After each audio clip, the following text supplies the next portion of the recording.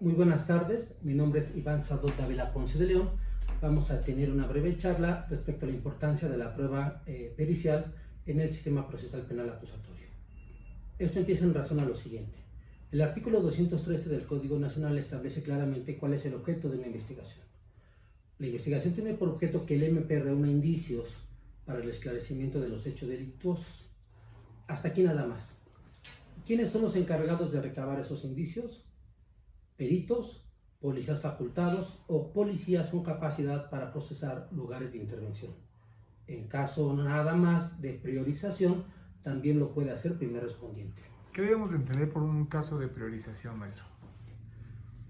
Más que caso de priorización, debemos de entender que bajo ciertas circunstancias climáticas o la postura que pueda tener la familia respecto a los indicios, estos pueden correr un peligro de destruirse, modificarse o sustraerse.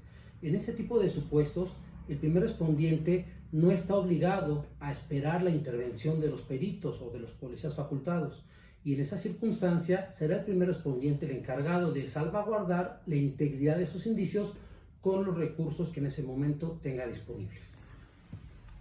¿Nos podría proporcionar un concepto de indicios? Ok, aquí lo importante es recordar que la Guía Nacional de Cadena de Custodia y el Protocolo de Primer Respondiente, en su artículo 3, cuentan con un glosario, y que ese glosario tiene, entre otros conceptos, el de indicio.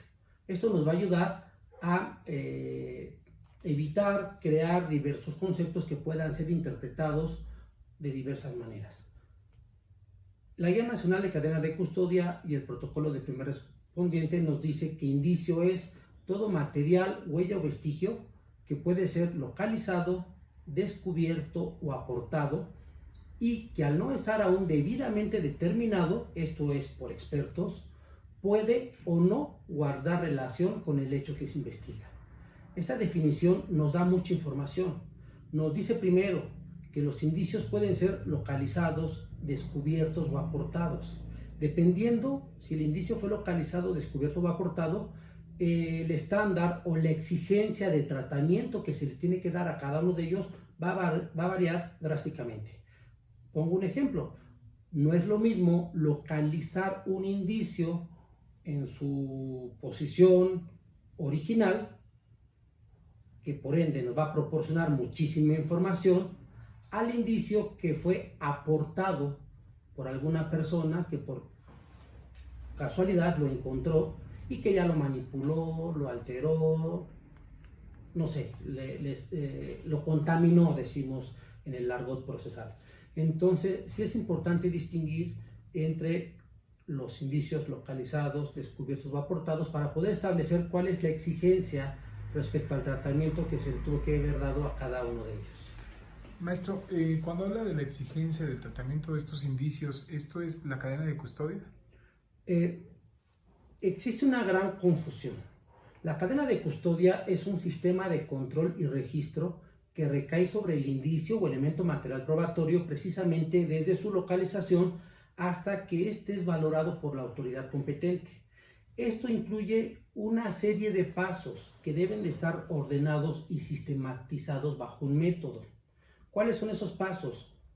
Localización, fijación, levantamiento, embalaje, sellado, etiquetado, transportación, y dentro de ese tratamiento entra el llenado de los formatos de cadena de custodia, donde precisamente se va a establecer también la trazabilidad que se le va dando a esos indicios, es decir, qué personas van teniendo contacto con esos indicios y sobre todo establecer cuál es el motivo por el cual esas personas han tenido contacto con el indicio. Esto lo menciono porque es muy común, sobre todo, que nuestros policías confundan el concepto de cadena de custodia con el concepto de formato o llenado de cadenas de custodia. Le preguntamos al policía qué es la cadena de custodia y ellos se van directamente al llenado de sus formatos IPH o al llenado del formato de cadena de custodia, pero la cadena de custodia, insisto, es todo el tratamiento que recibe el indicio desde su localización, descubrimiento o aportación hasta que es valorado por la autoridad judicial competente. ¿Qué efecto tendría la violación de la cadena de custodia? ya no como formato, sino como el sistema de control y registro que usted nos está comentando. Bien, vamos a recordar que en el argot de la criminalística decimos que los indicios hablan, los indicios aportan información. Esto lo hacen a través de sus intérpretes. ¿Quiénes son? Los peritos que los estudiaron, los peritos que los determinaron y que tomando en cuenta sus características nos pueden decir ese indicio que representa. Pongo el ejemplo clásico, las manchas hemáticas por proyección, por embarradura, por escurrimiento, por goteo, que nos pueden hablar de una mecánica del hecho, nos pueden establecer posición víctima-victimario.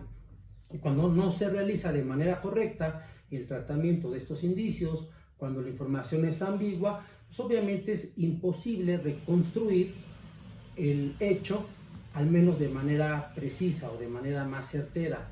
Por lo tanto, cuando el indicio es contaminado, alterado, manipulado por personas que no están autorizadas o que no sujetaron su intervención a una cadena de custodia, el indicio va restando o va perdiendo esa certeza que nos podría haber dado para la reconstrucción de un hecho delictuoso.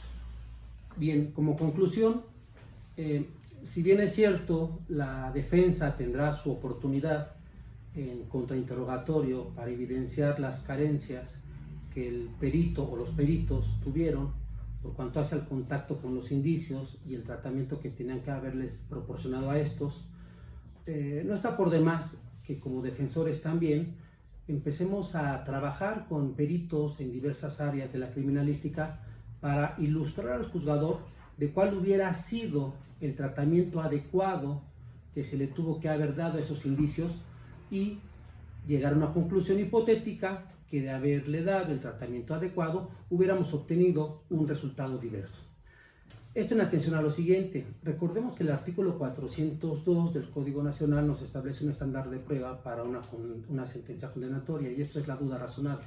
Si bien es cierto, con el contrainterrogatorio podríamos nosotros dejar dudas respecto al alcance que se le pretendía dar a ese indicio en relación al hecho delictuoso que se está investigando o en relación a la probable atribuibilidad que se le quisiera dar al imputado. Lo cierto es que el juzgador quedará mucho más convencido si por parte de la defensa aportamos también peritos que establezcan cuál hubiera sido el tratamiento adecuado y cuáles hubieran sido las variables en las conclusiones que se hubiesen obtenido si el tratamiento hubiera sido diverso.